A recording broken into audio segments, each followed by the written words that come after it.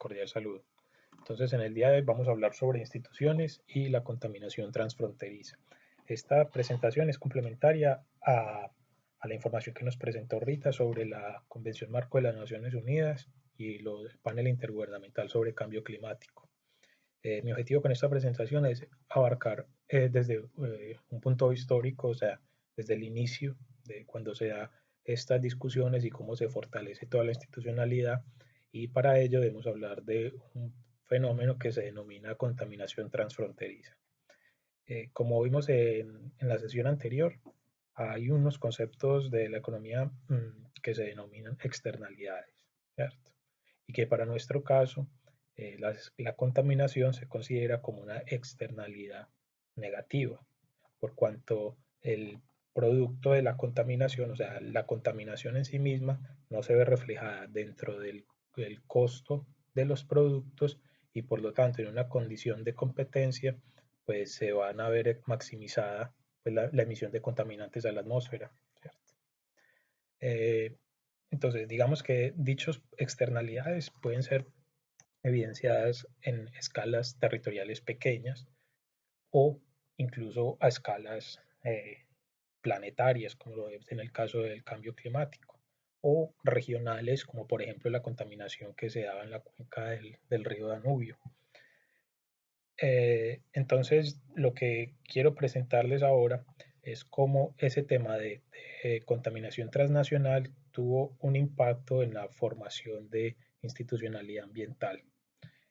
Eh, Como bien discutimos en sesiones anteriores, en el año 72 pues hubo una conferencia que se denominó la Conferencia de Estocolmo, en la cual pues se abarcaron las problemáticas ambientales que se estaban presentando y los pronósticos de, por ejemplo, de hambruna que se vislumbraban pues a futuro. Pero digamos que no solamente ese fue el único sitio en el que se desarrolló o se fortaleció la institucionalidad, sino que paralelamente se crearon foros adicionales para la discusión de problemáticas ambientales. Uno de esos foros es el que se conoce como la OCDE, o la Organización para la Cooperación y Desarrollo Económico, que agrupa países desarrollados, industrializados. Entonces, dentro de dichos países, dichos grupos de países, se estaba presentando fenómenos de contaminación, como por ejemplo la contaminación de los lagos, de los grandes lagos entre Estados Unidos y Canadá, o la contaminación de la cuenca del río Danubio, que es una de las cuencas más importantes de Europa, o por ejemplo, situaciones que se siguen dando hoy en día, como la contaminación atmosférica por las quemas de bosques en el sureste asiático. Entonces, más o menos en el año 74, la OCDE emitió un documento guía que se denominó los principios sobre contaminación transfronteriza. Y en dicho documento se recogían algunos principios que los países miembros de la OCDE eh, implementarían dentro de sus marcos normativos. Dichos principios no solamente fueron el producto de la discusión al interior de la OCDE, sino que también recogió algunos de los principios desarrollados dentro de la Conferencia de Estocolmo. Por ejemplo, la OCDE recogió los principios de responsabilidad, según la cual los países eran responsables por las emisiones y la contaminación que se emitía y que podía llegar a otros países, y el principio de compensación, cual era un mecanismo económico para compensar las comunidades que se vieran alteradas o afectadas por la contaminación industrial o la contaminación agrícola o demás que se pueda presentar en un país. Pero aparte de esos principios que fueron tomados, digamos, de la Conferencia de Estocolmo, al interior de la OCDE se desarrollaron otra serie de principios, como por ejemplo el principio de solidaridad, con el cual se pretendía que los países se comprometieran a evitar y reducir la contaminación, el principio de no discriminación, con el cual pues simplemente era como, digamos que es una medida ética según la cual pues, no debemos procurar, los países no deben procurar no hacer daños, así como ellos no quieren que le hagan daño a ellos mismos por medio de la contaminación. O hay otro también muy interesante que se denomina el principio de ser escuchado. Este es un principio muy crítico y que tuvo, digamos que fuertes debates porque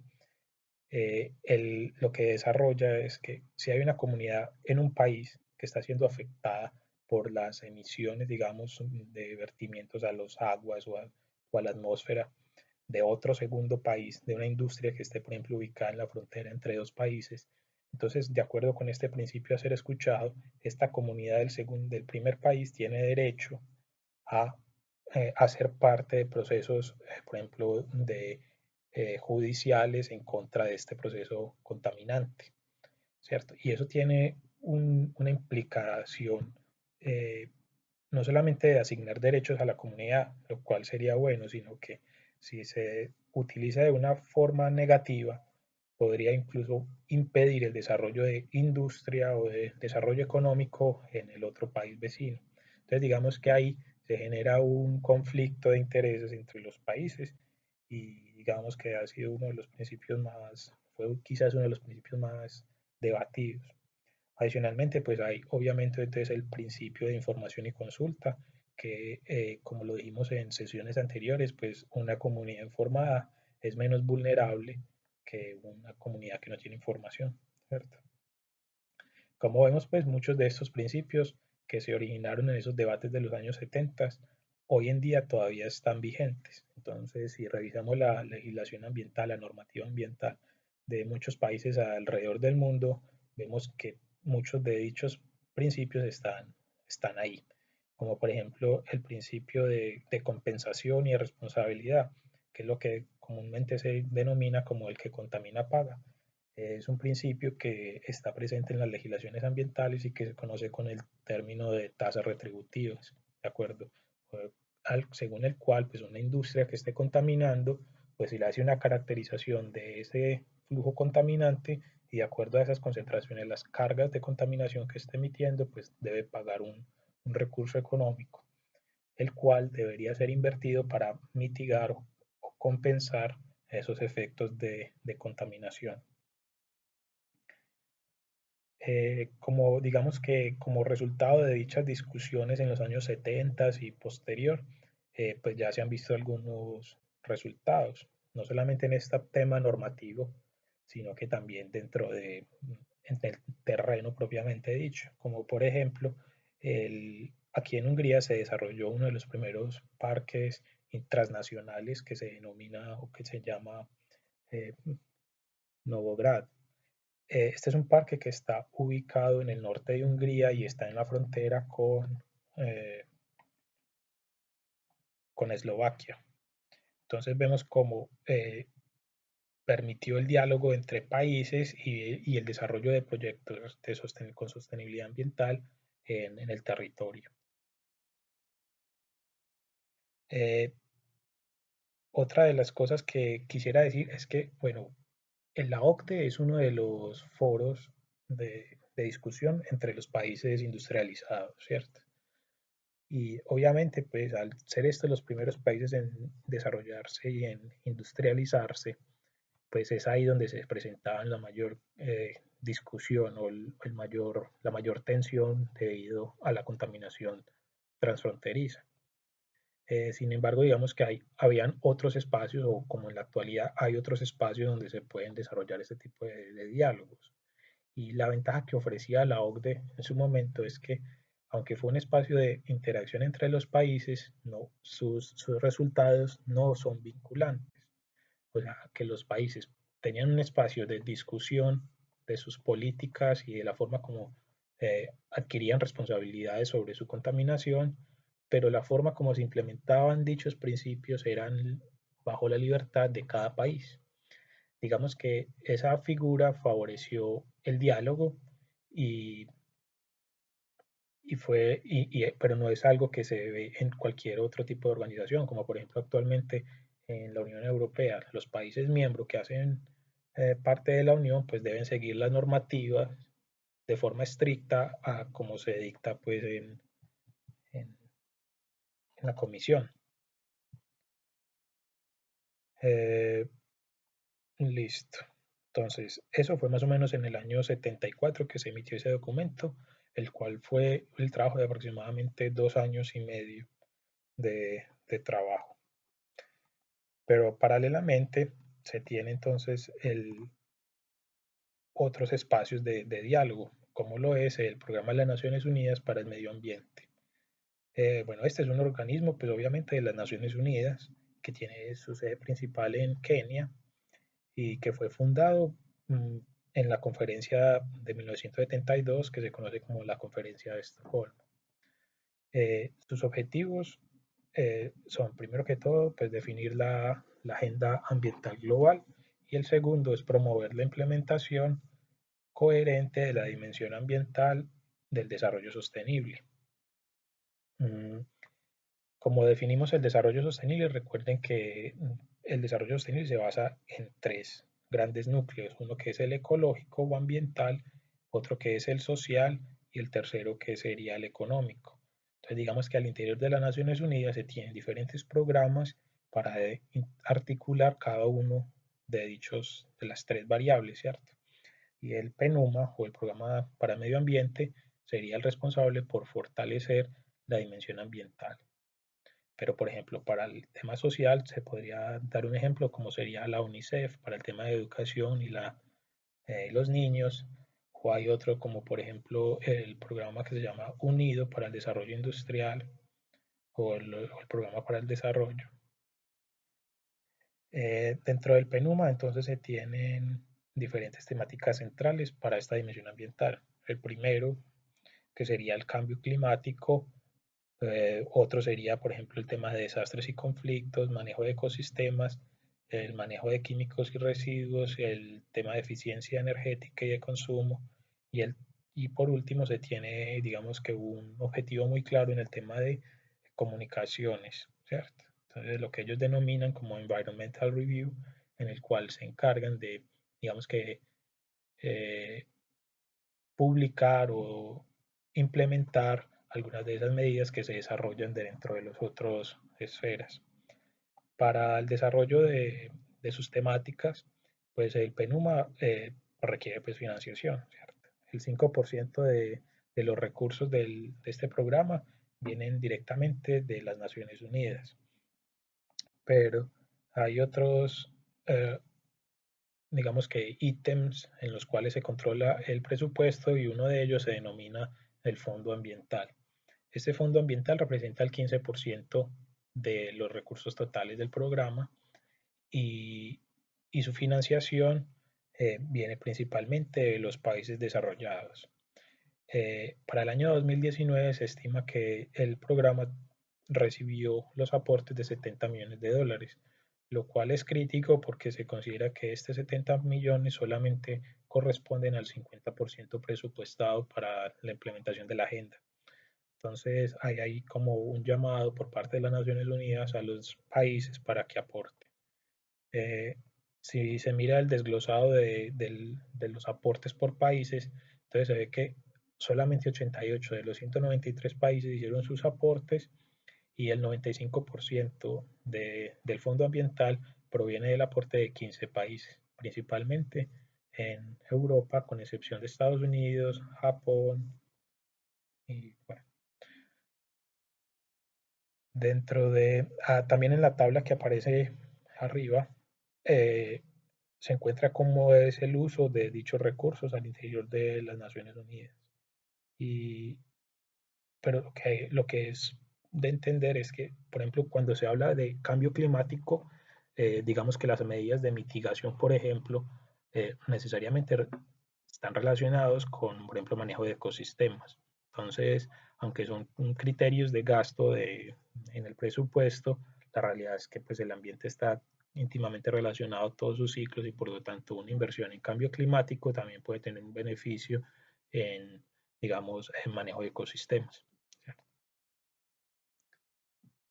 Dentro del presupuesto, el mayor ítem es un 80% que es asignado para temas de expansión, para proyectos específicos y para inversión en diferentes países en programas específicos.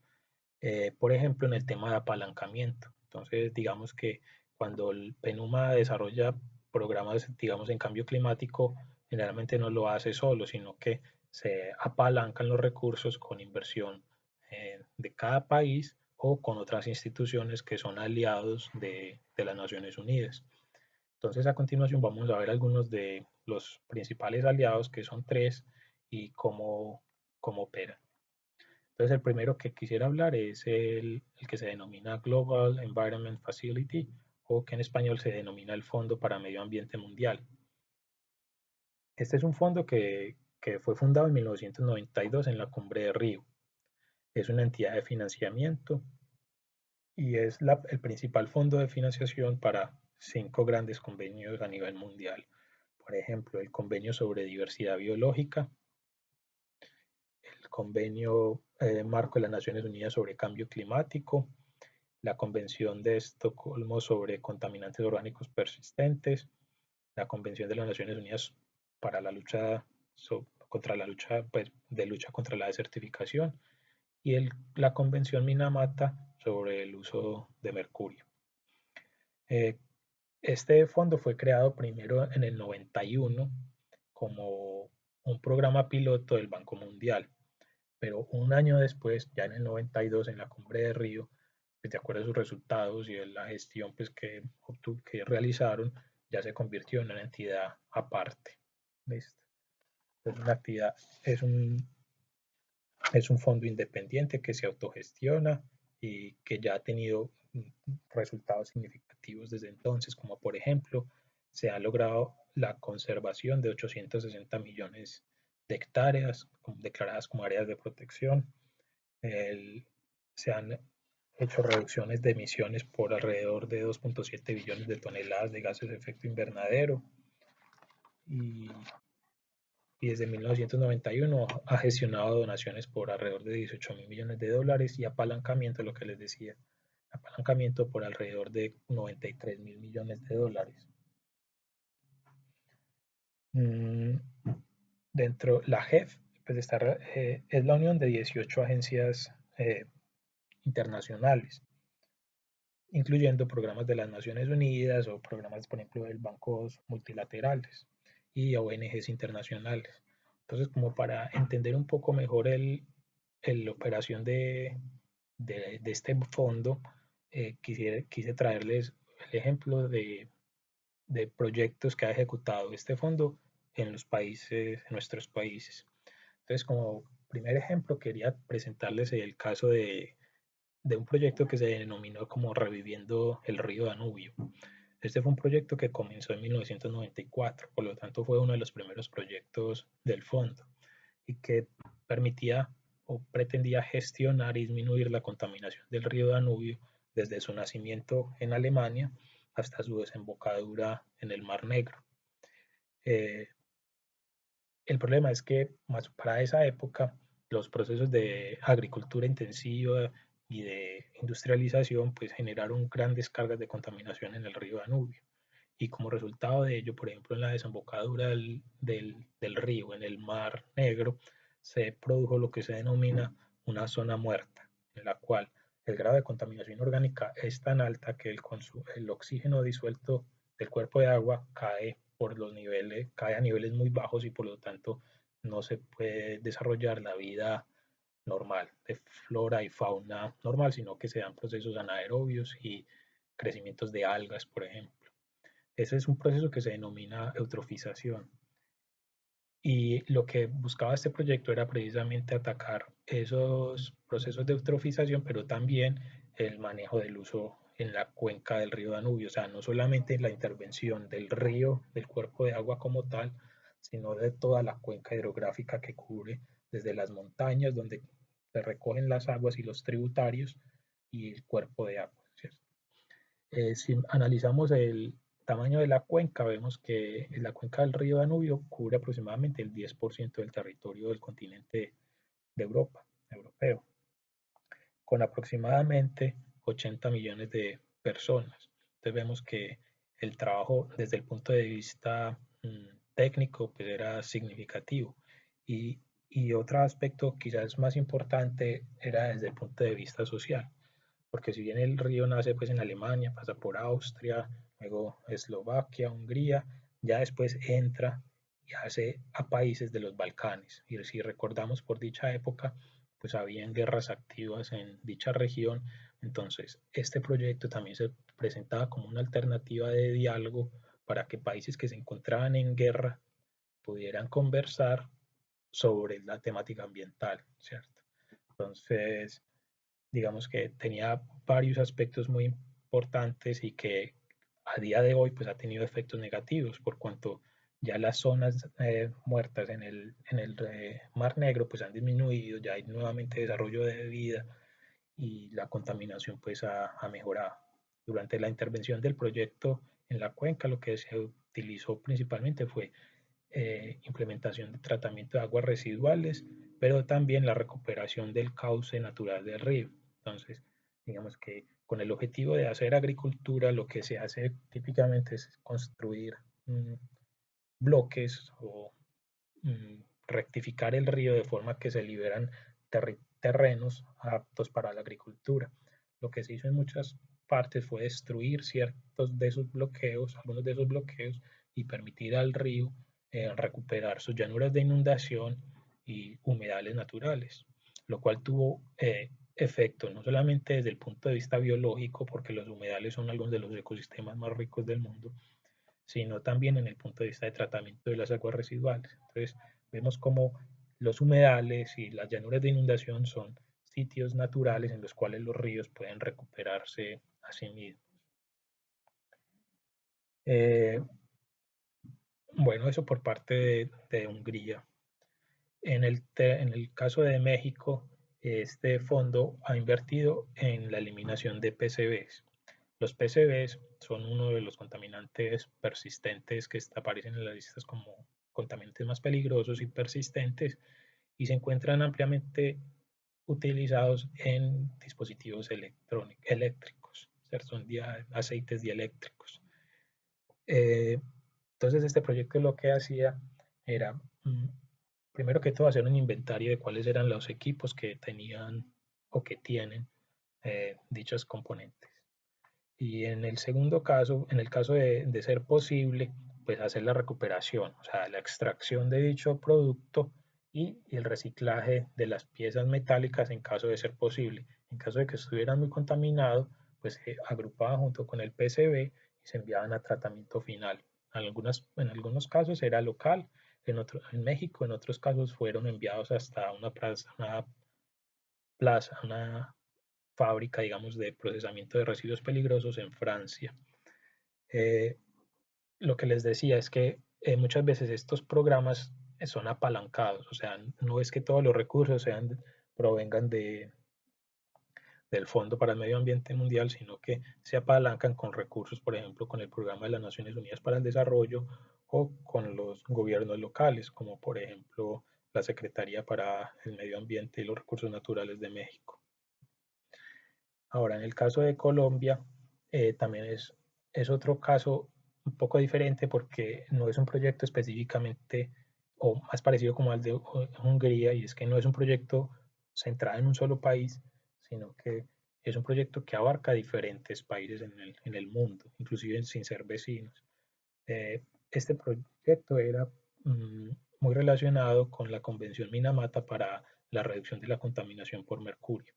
Entonces se dice que la minería artesanal y de pequeña escala contribuye aproximadamente el 30% de las descargas de mercurio que se dan al ambiente, el cual es un contaminante muy tóxico y que se va bioacumulando y puede llegar al ser humano también. Entonces, este proyecto de minería sostenible, digámoslo, es un programa liderado por el PNUMA y es implementado por Conservación Internacional, el Programa de Naciones Unidas para el Desarrollo, el Programa de la ONU para el Desarrollo Industrial, entre otros. Y lo que busca es llevarle a los pequeños mineros y mineros artesanales como unas guías de buenas prácticas para la sustitución de mercurio.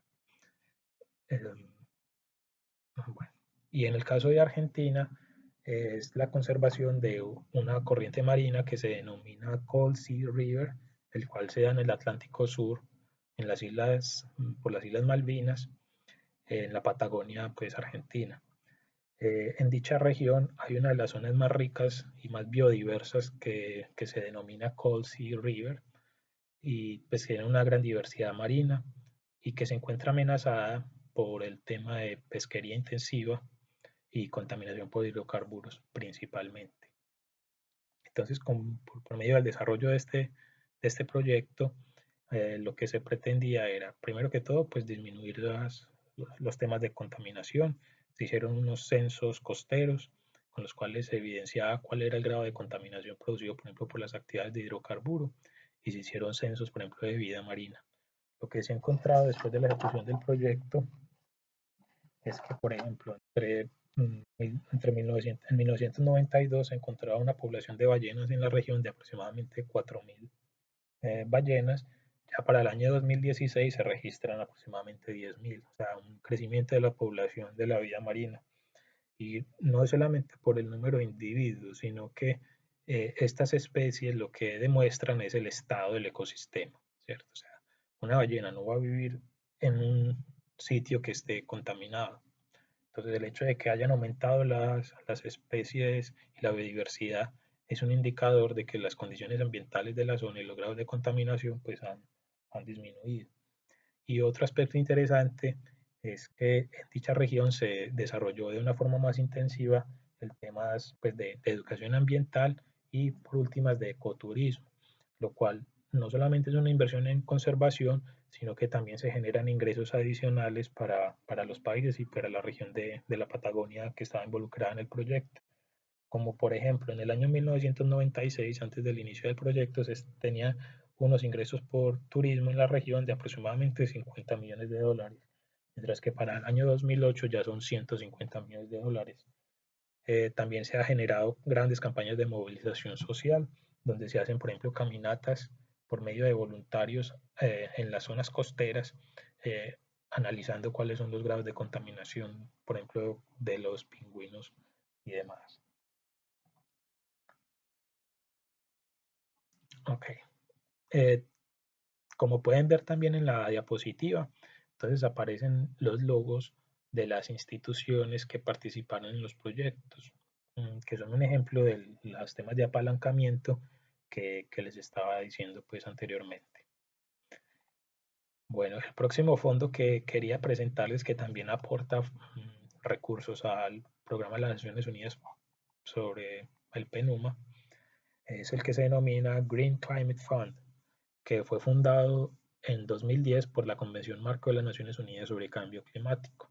Este es un fondo de financiación para la ayuda de países en desarrollo en la reducción de emisiones atmosféricas, pero se desarrolla principalmente en los países menos desarrollados o incluso en las zonas más vulnerables, como en los países que son pequeñas islas que están, por ejemplo, en el Pacífico o en diferentes partes pues, del mundo donde ya los efectos del cambio climático pues, se viven más intensamente.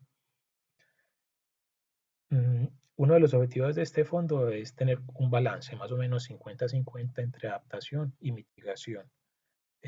Para aclarar un poco, entonces existen dos alternativas para luchar o para, digamos que anteriormente se trabajaba mucho en la mitigación, ¿cierto? Entonces la idea era hacer mitigación del cambio climático. Sin embargo, ya el tiempo se agotó y ya el cambio climático pues está presente como lo hemos discutido en sesiones anteriores. Por lo tanto, hay que desarrollar estrategias de adaptación a las nuevas condiciones ambientales. En una sesión anterior hablamos, por ejemplo, de cómo el cambio climático está afectando los regímenes de lluvia en diferentes zonas y cómo esos eventos de lluvia pues, pueden producir inundaciones, ¿cierto? Entonces, un ejemplo de un proyecto de adaptación sería adecuar, por ejemplo, los canales de los ríos en las ciudades, por ejemplo, para que tengan la capacidad de soportar eventos de lluvia más intensos, ¿cierto? Evitando la inundación de las ciudades. Mientras que un ejemplo de un proyecto de mitigación sería, por ejemplo, la siembra de árboles que capturan gases de efecto CO2, efecto invernadero, y por lo tanto hacen que el problema pues disminuya.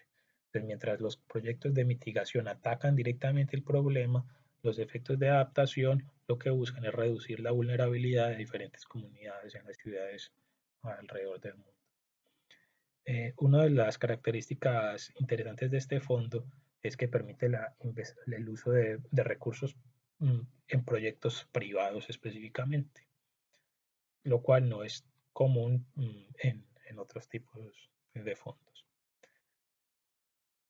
Bueno, este fondo no tiene ejemplos en Hungría, entonces le traje tres ejemplos de México, Argentina y Colombia.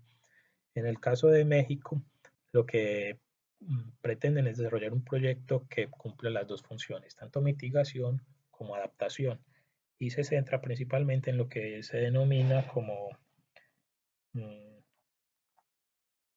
Climate Smart Agriculture, como digamos que es agricultura sostenible. Y para ello, este tipo de agricultura debe cumplir con varios criterios. Uno de ellos es que primero que todo debe cumplir al cumplimiento de los objetivos de desarrollo sostenible, que fue la temática que abarcamos en la sesión anterior. El segundo es que pues obviamente incorporar las tres dimensiones del desarrollo sostenible. Entonces debe incrementar la productividad agrícola y los ingresos de los cultivadores o de las personas pues, que trabajan en la agricultura. Debe mejorar la adaptación y la resiliencia y debe evitar o reducir la emisión de gases de efecto invernadero. Sobre este tema de adaptación y resiliencia, mm, hay un ejemplo muy claro en el año 2011 en Colombia, donde por efecto del fenómeno del niño y de la niña, las plantas de café, que Colombia es un país productor de café, eh, esas especies que estaban sembradas para la producción de café eran muy sensibles a los cambios de clima y con los extremos que se presentaron, las plantas pues no lo soportaron y por lo tanto cayó la producción de café en aproximadamente 1 millón de sacos. Eso para un país como Colombia pues es una pérdida muy significativa. Entonces una medida, por ejemplo, de adaptación sería buscar especies de café que aún manteniendo la calidad del grano, pues permitan soportar esas fluctuaciones en el clima. O sea, con eso lo que se busca es que el sistema se vuelva más resiliente, que es la palabra que ya se escucha pues en los discursos y en los planes, como lo vimos en el caso de los objetivos de desarrollo sostenible, porque así la agricultura y los cultivadores pues van a tener una mayor margen de trabajo sin estar tan afectados por el clima.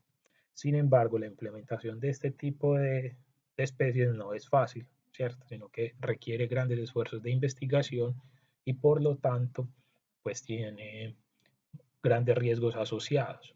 Y es ahí el problema para muchos de los agricultores, por ejemplo, o para las empresas que quieran invertir en tecnologías sostenibles.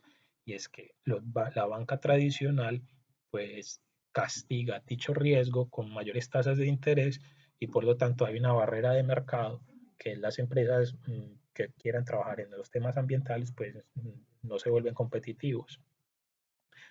He ahí pues la importancia de este tipo de fondos como este Fondo por el Clima, donde se desarrolla préstamos o financiación de proyectos que bajo otros modelos de banca pues serían inviables.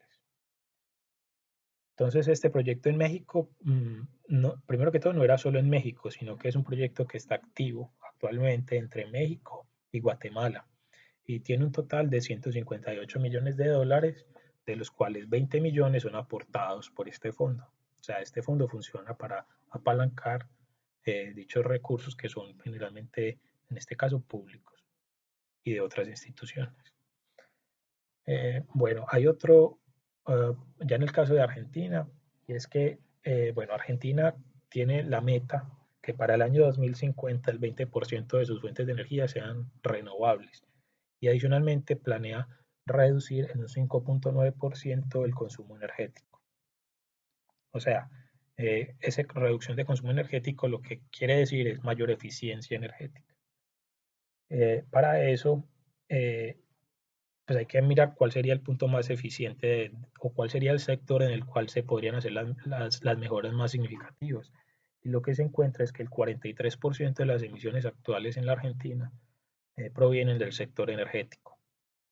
Entonces, lo que se propone con este proyecto financiado por este fondo es precisamente la promoción de mitigación de riesgo y financiación para energías renovables y eficiencia energética. Entonces sirve como un proyecto de apalancamiento para proyectos de eficiencia energética, que es, digamos, como el objetivo nacional en la Argentina. Este proyecto no es directamente de entregar dinero a, a las empresas de pequeña, mediana escala, sino que sirve como una banca de financiamiento para evitar esas barreras de mercado que discutimos anteriormente. Ahora, en el caso de Colombia, mm, este sí es, este no es en el caso de Colombia no es el desarrollo de una banca de financiación, sino que va directamente recursos a las comunidades. Eh, en Colombia hay una región que se denomina La Mojana, eh, la cual tiene una característica y es que las comunidades allí viven de una forma muy dispersa. Es una comunidad más que todo eh, agrícola y viven muy dispersa. Tienen otra característica y es que han sido azotadas fuertemente por la violencia. Entonces, digamos que este proyecto lo que busca es reducir la vulnerabilidad de dichas comunidades. El hecho de que vivan tan dispersos hace obviamente pues, que el desarrollo de infraestructura, por ejemplo, de agua potable, o de saneamiento, pues sea mucho más difícil que desarrollarlo en una ciudad. Con el desarrollo de este proyecto lo que pretenden es utilizar unos sistemas solares para el almacenamiento de agua, unos sistemas de bombeo y unos tanques de suministro de agua para comunidades vulnerables. Es un proyecto con un total de 117 millones, de los cuales este fondo pone aproximadamente 118 millones de dólares. Es un proyecto de adaptación y que recoge también recursos de la nación. O sea, el Estado colombiano también pone unos recursos que surgieron incluso a partir de lo que les comenté del 2011 con los picos del niño y la niña. Entonces, a partir de dichos fenómenos hubo un desastre ambiental, digamos, en el país, donde hubo grandes zonas afectadas por inundaciones, por ejemplo, y a partir de ello se designaron unos fondos especiales para la adaptación, que son los fondos que contribuyen también al desarrollo de este proyecto.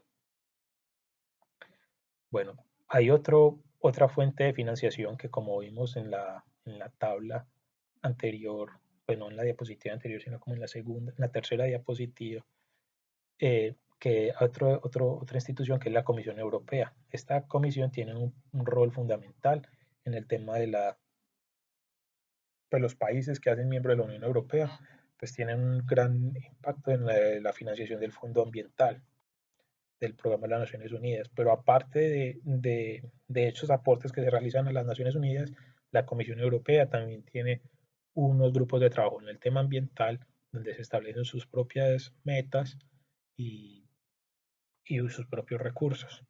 Entonces, esos recursos que da la Comisión Europea para las Naciones Unidas, el Programa de las Naciones Unidas sobre el medio ambiente, se centran principalmente en los objetivos de gobernanza ambiental, eficiencia y economía verde, todo el tema de economía circular, el tema de buenas prácticas para la gestión de residuos químicos y, y materiales, insumos, el tema de servicios ecosistemas y ecosistémicos y capital natural y el desarrollo de la interfase ciencia-política, o sea, que las decisiones políticas se basen en estudios científicos, ¿cierto? O sea, ciencias ambientales. Bueno, aparte pues de esos programas o de esas temáticas se desarrollan al interior o en concordancia entre la Comisión Europea y el PNUMA. Mm, existen otros métodos, otras metas, que es por ejemplo el European Green Deal, que es un pacto, una serie de objetivos nuevos que se presentaron apenas en diciembre del año pasado, 2019, en los cuales Europa se propone ser el primer país, el primer continente en el mundo en ser climáticamente neutro.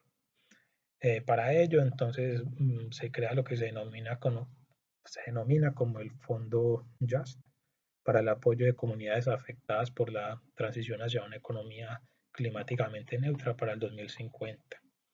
Y esto hay que verlo con, pues tiene ciertas situaciones, por ejemplo. Lo primero es que es una meta continental, o sea, no se establecen metas a cada uno de los países miembros, sino que es una meta de Europa en bloque. O sea, pueden haber países que van a mejorar, van a hacer, van a mejorar la meta continental, mientras que pueden haber países que queden en la Unión Europea que aún sigan contaminando sin ser climáticamente neutros.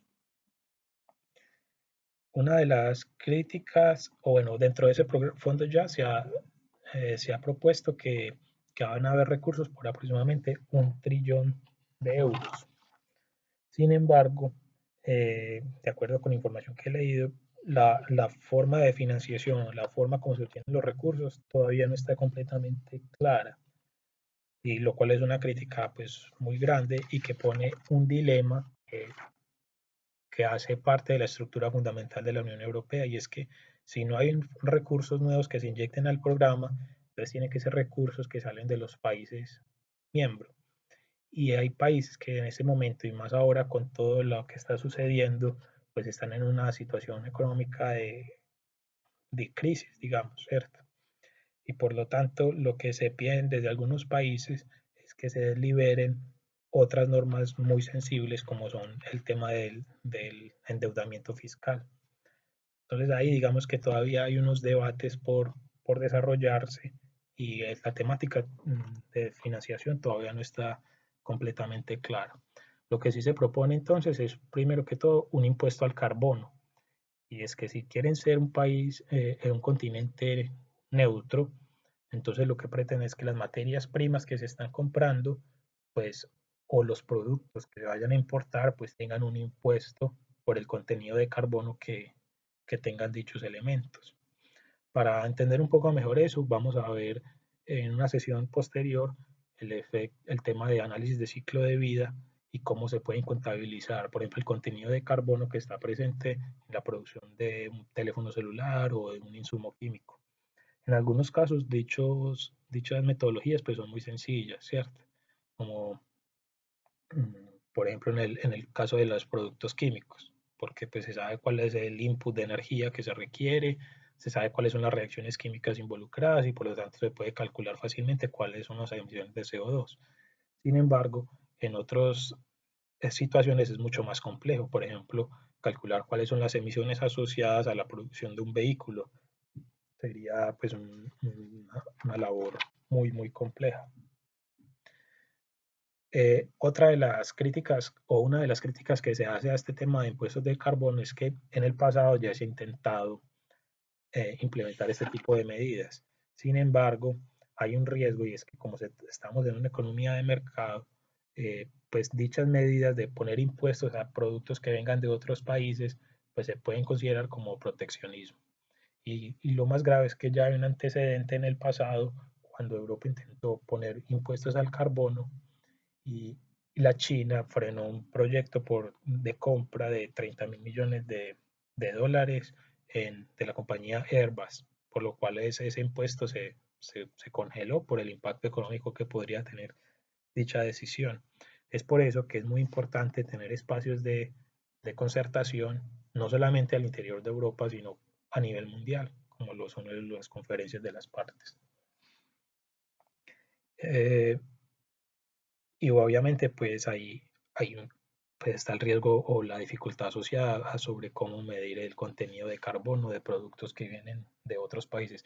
Si ya hacer esa estimación para países al interior de Europa puede ser complejo, ahora para productos que vengan de otros países pues sería mucho más difícil.